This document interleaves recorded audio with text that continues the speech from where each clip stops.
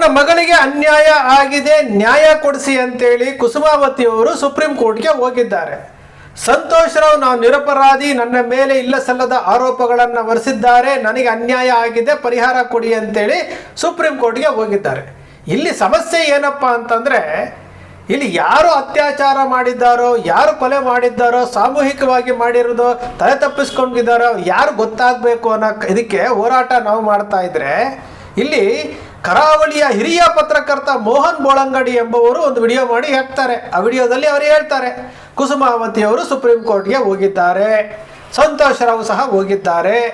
ಇಲ್ಲಿ ಹಳೆಯ ಏನು CBI ಕೋರ್ಟ್ನಲ್ಲಿ ಆಯ್ತಲ್ಲ, ವಿಚಾರಣೆ ಆಯ್ತಲ್ಲ, ಆ ಸಾಕ್ಷಿಗಳ ಜೊತೆಗೆ ಮತ್ತಷ್ಟು ಸಾಕ್ಷಿಗಳನ್ನು ಸೇರಿಸಿದ್ದಾರೆ.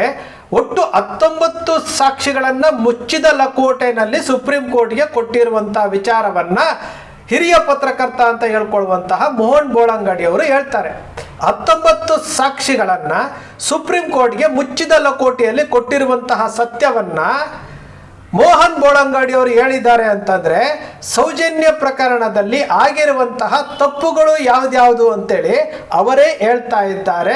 19 ಸಾಕ್ಷಿಗಳು ಸಾಕ್ಷಿಯಲ್ಲಿ ಸಾಕ್ಷಿಯಲ್ಲಿ ಸಾಕ್ಷಿಯಲ್ಲಿ ಅಂತ ಕೇಳ್ತಿದ್ರಲ್ಲ, ಗಿರೀಶ್ ಮಟ್ಟಣ್ಣನವರು ಏನು ಮೊಬೈಲ್ನಲ್ಲಿ ಸಾಕ್ಷಿ ಇದೆ ಸಾಕ್ಷಿ ಇದೆ ಸಾಕ್ಷಿ ಇದೆ ಅಂತ ಹೇಳ್ತಿದ್ರಲ್ಲ, ಗಿರೀಶ್ ಮಟ್ಟಣ್ಣನವರು ಮೊಬೈಲ್ನಲ್ಲಿ ಸಾಕ್ಷಿ ಇಟ್ಕೊಂಡಿದ್ದಾರೆ, ಎಲ್ಲೂ ಕೊಡ್ತಾ ಇಲ್ಲ ಅಂತ ಹೇಳಿದ್ರಲ್ಲ, ಇದೇ ಗಿರೀಶ್ ಮಟ್ಟಣ್ಣನವರು ರಿಪಬ್ಲಿಕ್ ಕನ್ನಡದ ಜಯಪ್ರಕಾಶ್ ಶೆಟ್ಟರಿಗೆ ಓಪನ್ ಆಗಿ ಸ್ಟೇಟ್ಮೆಂಟ್ ಕೊಟ್ರಲ್ಲ, ನೀವು ಲೈವಲ್ಲಿ ನೀವು ಮಾಡೋದಾದರೆ ನಾವು ಸಾಕ್ಷಿಗಳನ್ನು ಕರ್ಕೊಂಡು ಬರ್ತೀವಿ ಅಂತ ಹೇಳಿದ್ರಲ್ಲ, ಇದೇ ಗಿರೀಶ್ ಮಟ್ಟಣ್ಣನವರ ಮೊಬೈಲ್ನಲ್ಲಿ ಸಾಕ್ಷಿ ಇತ್ತು, ಏನಾಯಿತು ಅಂತ ಕೇಳ್ತಾ ಇದ್ರಲ್ಲ, ಅದೇ ಸಾಕ್ಷಿಗಳ ಈಗ 19 ಸಾಕ್ಷಿಗಳನ್ನು ಸುಪ್ರೀಂ ಕೋರ್ಟ್ಗೆ ಮುಚ್ಚಿದ ಲಕೋಟೆಯಲ್ಲಿ ಕೊಟ್ಟಿರುವಂತಹ ಸತ್ಯವನ್ನು ಸ್ವತಃ ನಾನು ಯಾಕೆ ಒತ್ತಿ ಹೇಳ್ತಾ ಇದ್ದೀನಿ ಅಂತಂದರೆ, ಸೌಜನ್ಯ ಪ್ರಕರಣ ಏನು ಸಂತೋಷ್ ರಾವ್ ನಿರಪರಾಧಿ ಅಂತ ಬಂದ ತಕ್ಷಣ ಅಲರ್ಟ್ ಆಗಿದ್ದು, ಜನಜಾಗೃತಿ ಸಭೆಗಳು ಮಾಡಿದ್ದು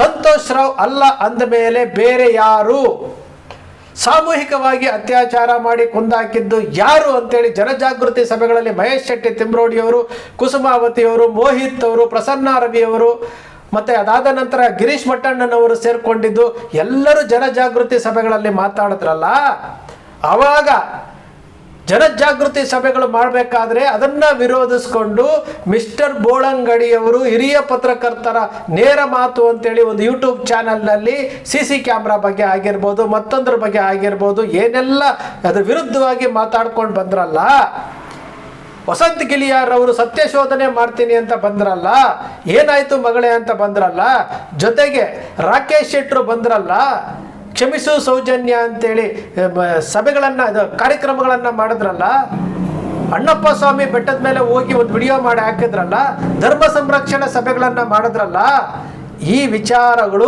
ಅವತ್ತು ಇವರು ಸೌಜನ್ಯ ಹೋರಾಟಗಾರರನ್ನು ವಿರೋಧಿಸ್ಕೊಳ್ತಾ ಬಂದಂಥವರು, ಸಾಕ್ಷಿಯಲ್ಲಿ ಅಂತ ಕೇಳ್ತಾ ಇದ್ದಂಥವ್ರಿಗೆ ಅದೇ ಮೋಹನ್ ಬೋಳಂಗಡಿಯವರು ನಿನ್ನೆ ದಿವಸ ವಿಡಿಯೋದಲ್ಲಿ ಅವರು ಹೇಳ್ತಾರೆ, 19 ಸಾಕ್ಷಿಗಳನ್ನು ಸುಪ್ರೀಂ ಕೋರ್ಟ್ಗೆ ಕೊಟ್ಟಿದ್ದಾರೆ ಮುಚ್ಚಿದ ಲಕೋಟೆಯಲ್ಲಿ ಅಂತೇಳಿ.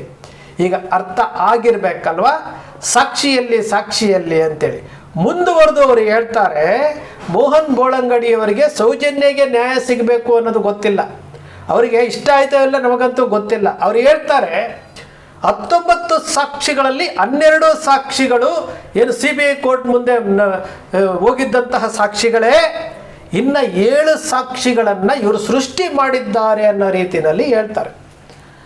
ಅವರೇ ಹೇಳ್ತಾರೆ ಸೌಜನ್ಯ ಅಪಹರಣ ಆಗುತ್ತೆ, ಎಲ್ಲ ಹುಡುಕ್ತಾರೆ, ಎಲ್ಲ ಮಾಡ್ತಾರೆ. ಆ ಮಣ್ಣ ಸಂಕದಲ್ಲಿ ಸೌಜನ್ಯ ಅವಳು ದೇಹ ಸಿಕ್ಕಿದಾಗ ಬರ್ಬರವಾದ ಪರಿಸ್ಥಿತಿನಲ್ಲಿತ್ತು ಅಂತ ಹೇಳ್ತಾರೆ.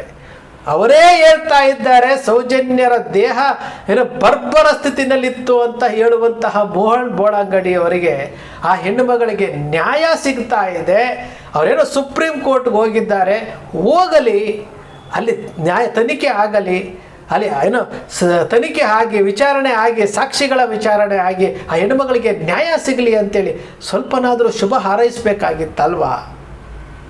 ಅಲ್ಲಿ ತಪ್ಪು ಹುಡುಕೊಂಡು ಸೃಷ್ಟಿ ಮಾಡಿದ್ದಾರೆ ಅನ್ನೋ ರೀತಿಯಲ್ಲಿ ಮಾತನಾಡ್ತಾ ಇದ್ದಾರಲ್ಲ, ಯಾಕೆ ಸ್ವಾಮಿ ಇವೆಲ್ಲನೂ? ಸುಪ್ರೀಂ ಕೋರ್ಟ್ ಮೆಟ್ಲತ್ತಿದ್ದಾರೆ, ಸಂತೋಷ್ ರಾವ್ ಮೆಟ್ಲತ್ತಿದ್ದಾರೆ. ಒಂದು ವೇಳೆ ಸಂತೋಷ್ ರಾವ್ ಏನಾದರೂ ಡ್ರಾಮಾ ಮಾಡ್ತಿದ್ರೆ ಸುಪ್ರೀಂ ಕೋರ್ಟ್ ಹೋಗಿದ್ರೆ ಸುಪ್ರೀಂ ಕೋರ್ಟ್ನಲ್ಲಿ ವಿಚಾರಣೆಗಳು ನಡೆಯುತ್ತೆ ಅಥವಾ ತನಿಖೆಗೆ ಆದೇಶ ಮಾಡ್ತಾರೆ. ಇನ್ನೇನು ಮುಗಿದೇ ಹೋಯ್ತು, ಒಂದು ತಿಂಗಳ ಟೈಮಲ್ಲಿ ಇನ್ನೇನು ಮುಗಿದೇ ಹೋಯ್ತು. 26-27ಕ್ಕೆ ಇಲ್ಲಿ ಸರ್ಕಾರ ಒಂದು ವರದಿಯನ್ನು ಕೊಡಬೇಕಾಗುತ್ತೆ, ಹತ್ತಿರದಲ್ಲಿದೆ. ಎಲ್ಲವೂ ಆಗುತ್ತೆ ನ್ಯಾಯಯುತವಾಗಿ. ಆ ಹೆಣ್ಣುಮಗಳಿಗೆ ನ್ಯಾಯ ಸಿಗಬೇಕು ಅಂತ ನಾವು ಹೋರಾಟ ಮಾಡ್ತಾ ಇರುವಂಥದ್ದು. ಇಲ್ಲಿ ಬಂದು ಈಗ ಯಾವುದೋ ಒಂದು ಯೂಟ್ಯೂಬ್ ಚಾನಲಲ್ಲಿ ಕುತ್ಕೊಂಡು ಮಾಡೋವಂಥದ್ದು, ಆ ವಿಡಿಯೋವನ್ನು ಭಾಳಷ್ಟು ಜನ ಶೇರ್ ಮಾಡೋದು, ಆ ವಿಡಿಯೋವನ್ನು ನಮಗೆ ಕಳಿಸ್ಕೊಡೋವಂಥದ್ದು ಅದರ ಅವಶ್ಯಕತೆ ಇಲ್ಲ. ನಾವು ಆ ಹೆಣ್ಣು ಮಗಳಿಗೆ ನ್ಯಾಯ ಕೊಡಿಸ್ಬೇಕು, ಆ ಹೆಣ್ಣು ಮಗಳಿಗೆ ನ್ಯಾಯ ಸಿಗಬೇಕು ಅಂತ ನಾವು ಹೋರಾಟ ಮಾಡ್ತಿರುವಂಥದ್ದು. ಆ ಹೆಣ್ಣು ಮಗಳಿಗೆ ಆಗಿರುವಂತಹ ಅನ್ಯಾಯ ಒಂದು ಪಾಠ ಆಗಬೇಕು ಜಗತ್ತಿಗೆ ಅಂತೇಳಿ ನಾವು ಹೋರಾಟ ಮಾಡ್ತಾ ಇರುವಂಥದ್ದು. ನಮಗೆ ಇನ್ಬಾಕ್ಸ್ಗೆ ಕಳಿಸುವಂಥದ್ದು, ಮೋಹನ್ ಬೋಳಂಗಡಿಯವರು ಮಾತನಾಡಿರುವಂಥ ವಿಚಾರಗಳು ಎಲ್ಲವನ್ನು ನೋಡ್ತಾ ಇದ್ರೆ ನಾವು ಸತ್ಯದ ಪರವಾಗಿದ್ದೇವೆ. ಮೋಹನ್ ಬೋಳಂಗಡಿಯವರು ಹಿರಿಯ ಪತ್ರಕರ್ತರು, ಅವರೂ ಸಹ ಈ ಭಾಗದಲ್ಲಿ ಚೆನ್ನಾಗಿ ತಿಳ್ಕೊಂಡಿರುವಂಥವ್ರು. ಯಾರು ತಪ್ಪು ಮಾಡಿದ್ದಾರೆ, ಯಾರು ತಪ್ಪು ಮಾಡಿಲ್ಲ, ಇದೇ ಮೋಹನ್ ಬೋಳಂಗಡಿಯವರು ಹೇಳಿದ್ರು. ಇನ್ನು CC ಕ್ಯಾಮ್ರಾ ಇತ್ತು, CC ಕ್ಯಾಮ್ರಾ ಇರುವಂಥ ವಿಚಾರದಲ್ಲಿ ಮೋಹನ್ ಬೋಳಂಗಡಿಯವರೇ ವಿಡಿಯೋ ಮಾಡಿ ಹೇಳಿದ್ದಾರೆ. ಹಳೆಯ ವಿಡಿಯೋಗಳಲ್ಲಿ ಎಲ್ಲವೂ ಅಲ್ಲೇ ಇದೆಯಲ್ಲ. ಸಾಕ್ಷಿಗಳನ್ನಂತೂ 19 ಸಾಕ್ಷಿಗಳ ಬಗ್ಗೆ ಅವರೇ ಹೇಳಿದ್ದಾರೆ, ಹೈ ವಿಟ್ನೆಸ್ಗಳ ಬಗ್ಗೆ ಹೇಳಿದ್ದಾರೆ. ಇವತ್ತು ಚಿಕ್ಕ ಕೆಂಪಮ್ಮನವರಿದ್ದಾರೆ, ಚಿನ್ನಯ್ಯನೂ ಸಹ ವಿಡಿಯೋಗಳಲ್ಲಿ ಹೇಳಿದ್ದಾರೆ, ಸೌಜನ್ಯ ವಿಚಾರ ಹೇಳಿರುವಂಥದ್ದು. ಎಲ್ಲವೂ ಸಹ ತನಿಖೆ ಆಗಲಿ, ಮೋಹನ್ ಬೋಳಂಗಡಿಯವರೇ ತನಿಖೆ ಆಗಲಿ, ಸತ್ಯ ಹೊರಗಡೆ ಬರಲಿ. ಯಾರೇ ಅಪರಾಧಿಗಳಾಗಿರಲಿ, ಯಾರೇ ಮುಚ್ಚಿಟ್ಟಿರಲಿ, ಎಲ್ಲ ಹೊರಗಡೆ ಬರಬೇಕಲ್ಲ. ಮೋಹನ್ ಬೋಳಂಗಡಿಯವರೇ, ನೀವು ಸಹ ಈ ತನಿಖೆ ಮಾಡಬೇಕಾದ್ರೆ ಇಲ್ಲಿ ಡಿಸ್ಟರ್ಬ್ ಮಾಡಲಿಕ್ಕೆ ಹೋಗಬೇಡಿ. ಮಾತಾಡಲಿಕ್ಕೆ ಬಹಳಷ್ಟು ವಿಚಾರಗಳಿರ್ತವೆ. ಹೇಳಬೇಕಾದ್ರೆ ಸಿಕ್ಕಾಪಟ್ಟೆ ಮಾತುಗಳನ್ನು ನಾವು ಸಹ ಹೇಳಬೇಕಾಗತ್ತೆ. ಯಾಕಂದರೆ ಇಲ್ಲಿ ಹೋರಾಟ ಆಗ್ತಾ ಇರ್ಬೋದು ಸತ್ಯದ ಹೋರಾಟ, ಸತ್ಯಕ್ಕೆ ಜಯ ಆಗಬೇಕು ಅನ್ನೋ ರೀತಿಯಲ್ಲಿ ಹೋರಾಟ ಮಾಡ್ತಾ ಇರುವಂಥದ್ದು. ಇಲ್ಲಿ ಯಾರ್ದು ವೈಯಕ್ತಿಕ ಇಲ್ಲ. ಇಲ್ಲಿ ಸೃಷ್ಟಿ ಮಾಡಿದ್ದಾರೆ 7 ಸಾಕ್ಷಿಗಳು ಅಂತಂದರೆ ಸುಪ್ರೀಂ ಕೋರ್ಟ್ ಮುಂದೆ ಸೃಷ್ಟಿ ಮಾಡಿರುವಂಥ ಸಾಕ್ಷಿಗಳನ್ನು ತಗೊಂಡೋಗಕ್ಕೆ ಆಗುತ್ತಾ? ಇಲ್ಲಿ 19 ಸಾಕ್ಷಿಗಳಿದ್ದಾರೆ ಅಂತೇಳಿ ನೀವು ಹೇಳ್ತಾ ಇದ್ದೀರಿ ಅಂದರೆ ಇದು ಸುಪ್ರೀಂ ಕೋರ್ಟ್ಗೆ ಹೋಗಬೇಕಾದ್ರೆ ಎಷ್ಟೆಲ್ಲ ತಯಾರಿ ಮಾಡಿಕೊಂಡು, ಎಷ್ಟೆಲ್ಲ ಸಾಕ್ಷಿಗಳನ್ನು ಸಂಗ್ರಹಣ ಮಾಡಿಕೊಂಡು ಇವತ್ತು ಸುಪ್ರೀಂ ಕೋರ್ಟ್ಗೆ ಹೋಗಿರೋವಂಥದ್ದಲ್ವಾ. ಹೈಕೋರ್ಟಲ್ಲೂ ಸಹ ಸಾಕ್ಷಿಗಳನ್ನು ಕೊಟ್ಟಿತ್ತಲ್ವಾ. ಹೈಕೋರ್ಟು ಸಹ ಸಂತೋಷ್ ರಾವ್ ನಿರಪರಾಧಿ ಅಂತ ಹೇಳಿತ್ತಲ್ವಾ. ಎಲ್ಲವೂ ಸಹ ಕಣ್ಣು ಮುಂದೆ ಇರುವಂಥದ್ದು. ಹಾದಿ ಬೀದಿನಲ್ಲಿ ನಾವು ಅಕ್ಷರ ಮೀಡಿಯಾದಲ್ಲಿ ಮಾತಾಡೋದು ಅದೇ ಅಂತಿಮ ಆಗೋದಿಲ್ಲ. ಮೋಹನ್ ಬೋಳಂಗಡಿಯವರು ಮಾತಾಡೋದು ಅಂತಿಮ ಆಗೋದಿಲ್ಲ. ಗಿರೀಶ್ ಮಟ್ಟಣ್ಣನವರು ಮಾತನಾಡುವುದು ಅಂತಿಮ ಆಗೋದಿಲ್ಲ. ಮಹೇಶ್ ಶೆಟ್ಟಿ ತಿಮ್ರೋಡಿಯವರು ಮಾತಾಡೋದು ಆಗಲ್ಲ. ತನಿಖೆಯ ವೇಳೆ ನಿಷ್ಪಕ್ಷಪಾತವಾಗಿ ತನಿಖೆ ಆಗಿ ಯಾರ್ಯಾರು ಅತ್ಯಾಚಾರಿಗಳು, ಯಾರ್ಯಾರು ಕೊಲೆಪಾತಕರು ಇವತ್ತು ತಲೆ ತಪ್ಪಿಸ್ಕೊಂಡು ಎಲ್ಲಿ ಭಯದಿಂದ ನರಳ್ತಾ ಇದ್ದಾರಲ್ಲ, ಮಾನಸಿಕವಾಗಿ ನರಳ್ತಾ ಇದ್ದಾರಲ್ಲ, ಅವರೆಲ್ಲರಿಗೂ ಸಹ ಒಂದು ಪಾಠ ಆಗುತ್ತೆ.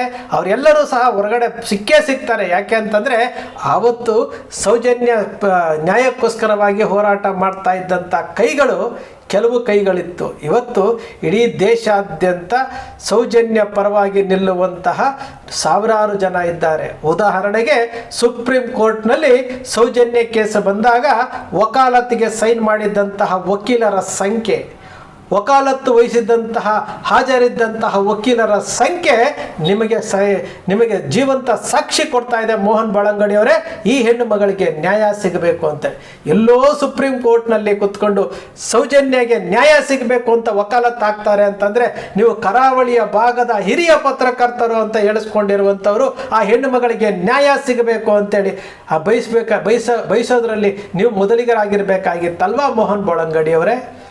ಇಲ್ಲಿ ಸತ್ಯ ಗೆಲ್ಲಬೇಕು ಅಷ್ಟೇ. ಸತ್ಯ ಗೆದ್ದಾಗ ಮಾತ್ರ ಭಾರತ ಗೆಲ್ಲುತ್ತೆ. ಯಾಕಂದರೆ ಭರತ ಕಂಡ ಸತ್ಯ ಹರಿಶ್ಚಂದ್ರ, ಶ್ರೀರಾಮಚಂದ್ರ, ಶ್ರೀಕೃಷ್ಣ ಪರಮಾತ್ಮ, ಮಂಜುನಾಥ ಸ್ವಾಮಿ, ಅಣ್ಣಪ್ಪ ಸ್ವಾಮಿ, ಇಂತಹ ಕೋಟಿ ದೇವತೆಗಳು ನೆಲೆಸಿರುವಂತಹ ಭಾರತ. ಇಂತಹ ಭಾರತ ಗೆಲ್ಲಬೇಕು ಅಂತಂದರೆ ಸೌಜನ್ಯ ಪ್ರಕರಣ ಯಾರು ಅತ್ಯಾಚಾರಿಗಳಿದ್ದಾರಲ್ಲ ಅವರ ಮುಖವಾಡ ಬಯಲು ಆಗಬೇಕು. ಮೋಹನ್ ಬೋಳಂಗಡಿಯವರೇ, ಖಂಡಿತವಾಗ್ಲೂ ಆ ಸಮಯ ಹತ್ರ ಬರುತ್ತೆ. ನಿಮ್ಮ ಅಕ್ಷರ ಮೀಡಿಯಾ ಸೃಷ್ಟಿ ಮಾಡೋದಿಲ್ಲ, ಕಲ್ಪನೆ ಮಾಡೋದಿಲ್ಲ.